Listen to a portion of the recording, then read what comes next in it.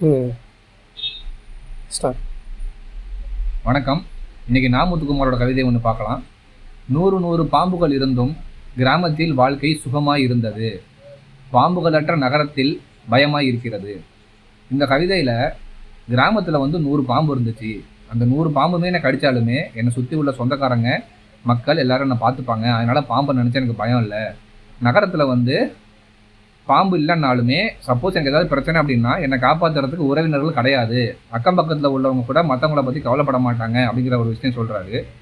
ரெண்டாவது விஷயம் என்ன சொல்கிறார் அப்படின்னா, நகரமயமாதலோட ஆபத்தையும் சொல்கிறார் இந்த கவிதையில். எப்படின்னா, கிராமத்தில் பாம்பு இருக்குது.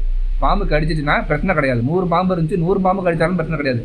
ஆனால் நகரத்தில் பாம்பே இல்லைன்னாலும் பாம்பை விட விஷமான மனிதர்கள் இருக்காங்க அப்படிங்கிற உள்ளர்த்தமும் இதில் அடங்கியிருக்கு.